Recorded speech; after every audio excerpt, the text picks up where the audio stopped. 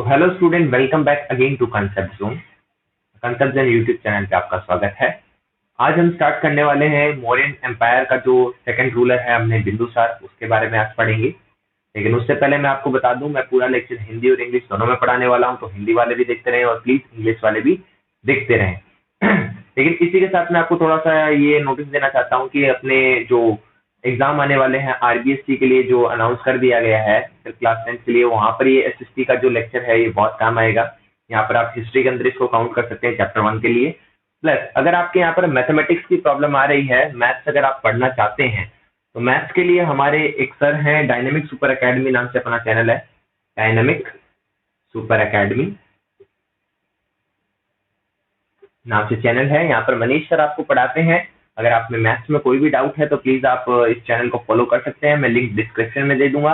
यहाँ पर आपको चैनल दिख ही रहा होगा कि मनीष सर कौन है, तो एक बार जाएं और प्लीज सर्च कर लें। ठीक है, तो चलिए आज हम स्टार्ट करने वाले हैं हमारा लेक्चर बिंदुसार के ऊपर, जो कि हमारे जो सेकंड एम्परर या फिर जो सेकंड किंग थे पूरे मौर्यन एम्पायर के, उसके बारे में। ठीक है, हिंदी और इंग्लिश में दोनों में पढ़ाऊंगा जैसा कि मैंने आपको कहा, तो प्लीज इंग्लिश लिखने पर आप गौर ना करें, हिंदी और इंग्लिश दोनों में बोल रहा हूं तो आप साथ साथ में लिखते रहें, है ना। तो अब बिंदुसार था कौन? पहली बात तो ये सक्सेसर था किसका? चंद्रगुप्त मौर्य का। और मैंने आपको चंद्रगुप्त मौर्य लास्ट लेक्चर में बताया था, तो मैंने बताया था 298 बीसी तक का इसका कार्यकाल था, काम था, जब तक ये रहा था।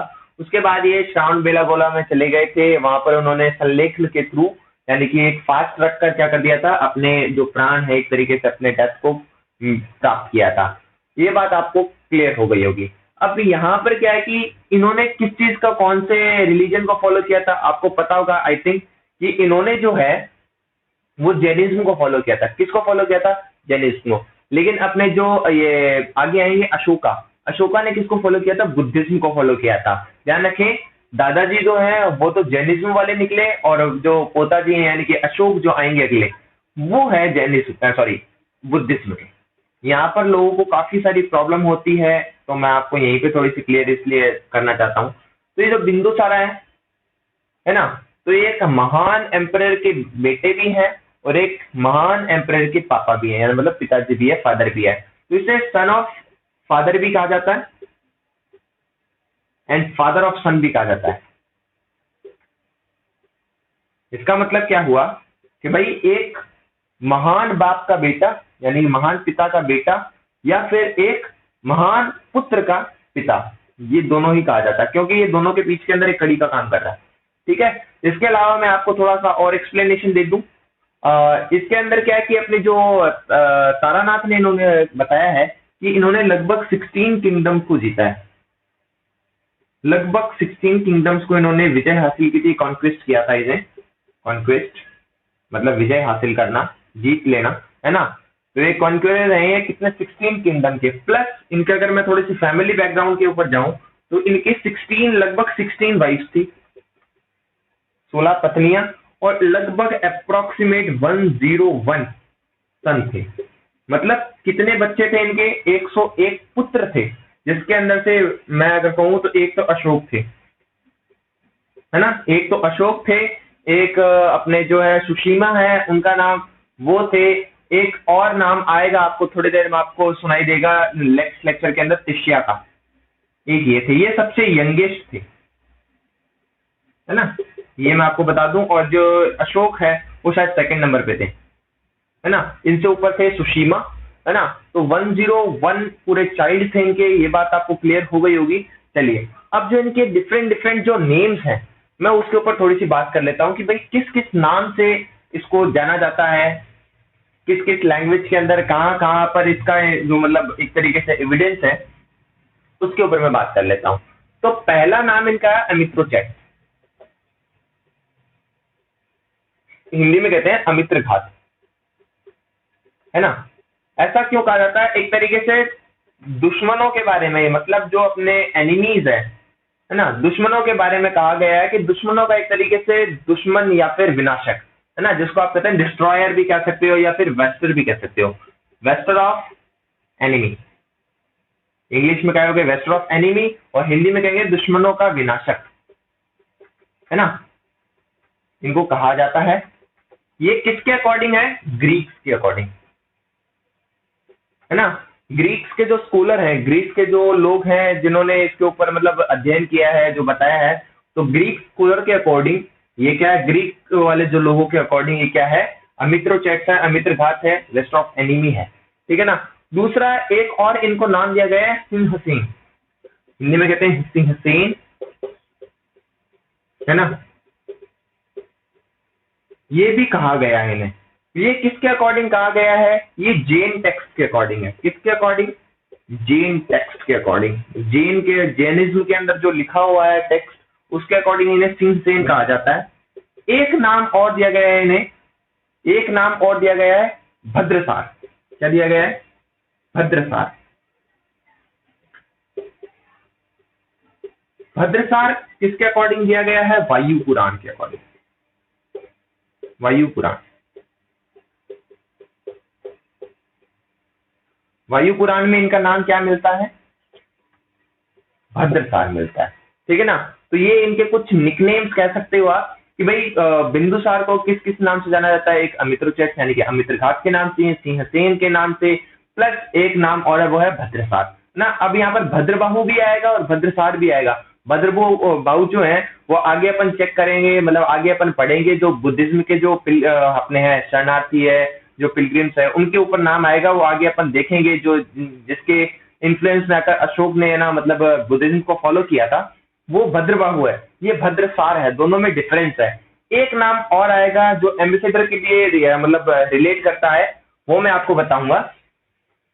चलिए अब आगे अपन बात कर लेते हैं कि इसके अलावा और क्या क्या हुआ। चलिए, तो इन्होंने अपना जो कार्यकाल यानी कि जो अपनी गद्दी है, जो वो 298 बीसी के अंदर स्टार्ट करी थी, मतलब वहां से वो एक मतलब उस गद्दी पर बैठे थे, एम्परर बने थे, कहाँ के, मौर्य अंपायर के, है ना। जब चंद्रगुप्त मौर्य चले गए थे श्रावण बेलागोला, है ना। अब यहाँ से स्टार्ट करने के बाद में अप्रोक्सीमेट 270 बीसी तक, 270 बीसी तक मतलब लगभग लगभग 25 साल से लेकर 28 साल के बीच तक का इनका एक तरीके से टेन्योर रहा था, कार्यकाल रहा था। इतने टाइम तक तो ये क्या रहे थे, राजा रहे थे। उसके बाद में इनकी मौत हो गई थी कुछ बीमारियों के कारण, ठीक है। इतनी बात समझ में आई आपको। जिस टाइम पे ये मर रहे थे मतलब बीमार थे, उस टाइम पर जो अपने अवंती है, अवंती अवंती या फिर उज्जैन कह सकते हो जिसको, है ना, उज्जैन, है ना। उज्जैन के वायसराय कौन थे, वायसराय कौन थे, अपने अशोक थे। उसके बाद में जब अशोक को पता चला कि हाँ मेरे पिताजी बीमार हैं, तब अशोक वापस आए थे पाटलिपुत्र, पाटलिपुत्र, जहां पर इनके पिताजी थे कि भाई पिताजी बीमार है, इसलिए वो वहां से आ गए थे। इतनी बात समझ में आ गई आपको, आई होप आपको समझ में आ रही होगी कि भाई क्या हुआ था, कैसे हुआ था। मैं एकदम टाइम के सीक्वेंस के अकॉर्डिंग चल रहा हूं, तो प्लीज सीक्वेंस के अंदर ही पढ़ोगे तो हिस्ट्री समझ में आएगी, अदरवाइज नहीं आएगी, ठीक है। इसके अलावा अगर मैं बात करूं, है ना, तो अपने दो अकॉर्डिंग टू दिव्यवादन, अकॉर्डिंग टू दिव्यवादन, है ना। दिव्यवादन के अकॉर्डिंग क्या है, यहाँ पर दो रिबेलियन हुए थे। रिबेलियन का मतलब क्या होता है मैं आपको बता दूं। रिबेलियन का मतलब होता है एक तरीके से विद्रोह, जिसको आप कहते हो ना, रिबेलियन ऑफ 87, आप 1857 पढ़ा होगा। तो 2 रिबेलियन हुए यहाँ पर, 2 विद्रोह हुए हैं। दोनों को शांत करने के लिए, खत्म करने के लिए इन्होंने 2 बंदों को भेजा। एक था सुशीमा, एक बार तो इन्होंने सुशीमा को भेजा जो इनके बड़े बेटे हैं, है ना। एक बार उन्होंने अशोक को भेजा कि भाई जाओ और शांत करो।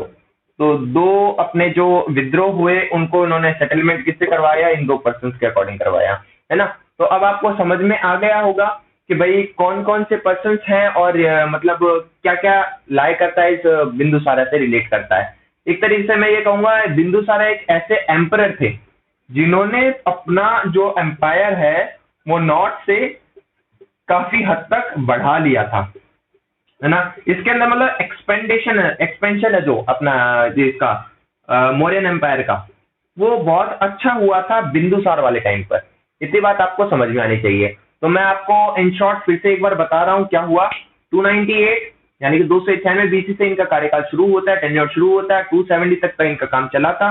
इतनी बात समझ में आ गई। इनके 101 पुत्र यानी कि बच्चे थे, उसके बाद में प्लस इनकी 16 वाइफ थी, ठीक है। इन्होंने 16 जनपद लगभग यानी कि 16 किंगडम्स इन्होंने जीते थे। प्लस अगर मैं बात करूं इसके अलावा, तो यहाँ पर 2 रिबिलियन हुए थे, जिसके अंदर एक रिबिलियन सुशीमा और दूसरे वाले पर अशोक ने इसको मतलब शांत किया था, खत्म किया था। इसके अलावा इन्हें अमित्रचैट कहते हैं ग्रीक स्कॉलर के अकॉर्डिंग, ठीक है। सिंहसेन कहा जाता है, सिंहसेन कहा जाता है, सॉरी, जो सिंहसेन कहा जाता है वो जीन टेक्स्ट के अकॉर्डिंग, और एक नाम और इन्हें दिया गया है भद्रसेन। भद्रसेन किसके अकॉर्डिंग दिया गया है ये आपको पता रहना चाहिए, वायु पुराण के अकॉर्डिंग दिया गया है। तो ये बेसिक्स पूरा था अपना जो कंप्लीट जो बिंदुसार है उसके बारे में। तो नेक्स्ट लेक्चर में अपन पढ़ेंगे जो अपने अशोक है उनके बारे में। जो नेक्स्ट लेक्चर होगा उसके अंदर अपन ने 3 पार्ट करे हुए हैं पूरे लेक्चर के, पार्ट 1, पार्ट 2 और पार्ट 3। पार्ट 1 के अंदर अपन जो बेसिक है अपने कि भाई अशोक कौन थे, कैसे थे, क्या करते थे, उसके बारे में पढ़ेंगे पूरा। सेकेंड 1 के अंदर इनके अचीवमेंट्स क्या क्या है, इनके इंस्क्रिप्शन क्या क्या है, कहाँ पर कैसे किस टाइप के इंस्क्रिप्शन मिलते हैं उसके बारे में पढ़ेंगे। और थर्ड 1 जो है वो मौर्यन एम्पायर के एडमिनिस्ट्रेशन यानी कि भाई वहां का प्रशासन कैसे काम करता था, कौन हाईएस्ट पोस्ट पर था, कौन लोएस्ट पोस्ट पर था, और कैसे उनका एम्पायर रन करता था उसके बारे में पढ़ेंगे। तो अगर आपने यहाँ तक वीडियो को देखा और अगर आपको वीडियो अच्छा लगा है, थोड़ा सा इंटरेस्ट आया है, मजा आया है, पसंद आया है, कुछ याद हुआ है, कुछ अच्छा लगा है, तो प्लीज नीचे जो लाइक बटन दिख रहा है उसको लाइक बटन को जरूर दबाएं। अगर आपने अभी तक चैनल सब्सक्राइब नहीं किया है तो नीचे सब्सक्रिप्शन के लिए सब्सक्राइब बटन लगा हुआ है, आप उसे रेड कलर को व्हाइट कलर में चेंज कर लें, और प्लस जो आसपास में जो आपको बेल आइकन मिलेगा उसको भी जरूर दबा लें, ठीक है। इससे क्या होगा कि नेक्स्ट जो वीडियो जब भी आएगा आपको, तो नेक्स्ट वीडियो हाथों हाथ ही आपको नोटिफिकेशन मिल जाएगा। तो मिलते हैं नेक्स्ट वीडियो के अंदर, तब तक के लिए thank you so much, have a nice day.